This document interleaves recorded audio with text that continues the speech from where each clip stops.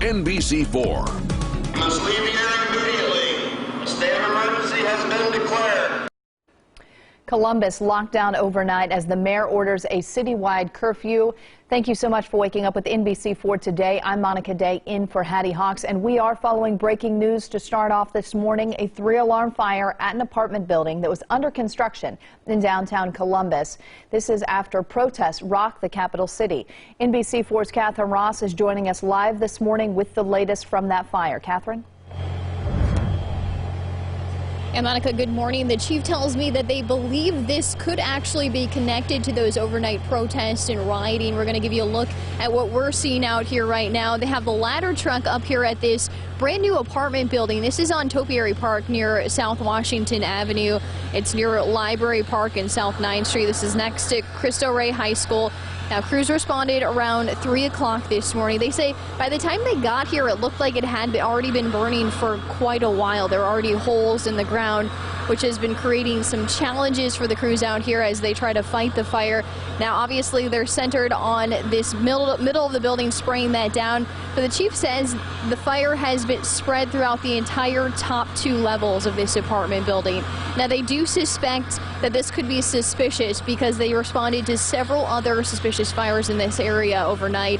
A lot of dumpsters full of building material that caught fire that they had to put out. They believe this could also be connected to those overnight protests and riots. Now, we do know that this was an empty building. This is currently under construction, so there was no one inside at the time, and there are no injuries to report right now.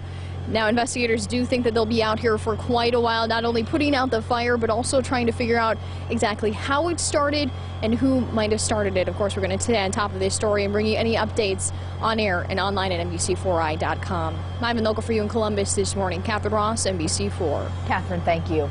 A state of emergency was declared and a citywide curfew put in place during the 3rd day of protests here in central Ohio. Now, the protests have been mostly peaceful. Demonstrators demanding justice for George Floyd, a Minnesota man who died in police custody. But as the day went on, the protest turned violent. As the night went on, several fires were set, including this one at a construction site near Oak and 5th. Police made 59 arrests and say over 100 buildings have been damaged. At least 5 officers have been injured.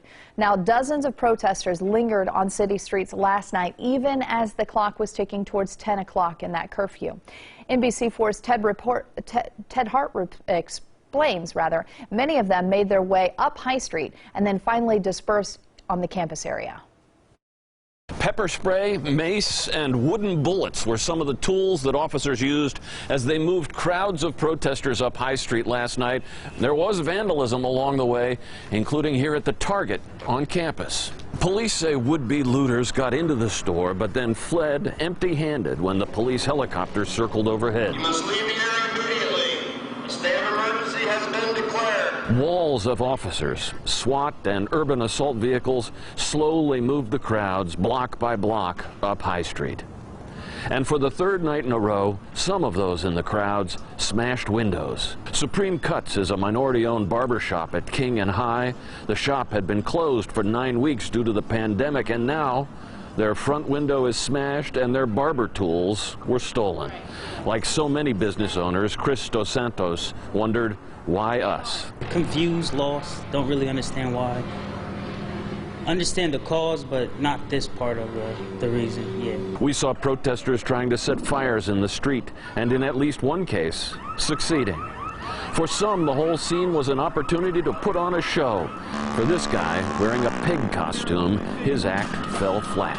Once 10 o'clock rolled around and the curfew took effect, police started to get a little more emphatic with their enforcement. Officers say that the guys who broke into this Target took off in a car. They chased it to the east side, but they got away. Local for you in Columbus, Ted Hart, NBC4. Governor DeWine activated the National Guard in Columbus to assist Columbus police, made that announcement at a press conference with Mayor Ginther and the Columbus Division of Police Chief Thomas Quinlan.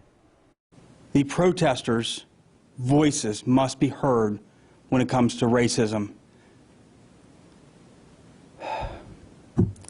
However, their voices are being overshadowed by the people committing vandalism, looting, and damaging our local landmarks. State, city, and other local leaders continue to ask protesters to keep demonstrations peaceful. Columbus Mayor Andrew Ginther issued a statement after the press conference. It reads in part, "While I believe the overwhelming response by our officers has been measured and restrained, if we are asking for peace and patience of protesters, we must demand the same from our police. When they do not meet our expectations, we will investigate and hold them accountable."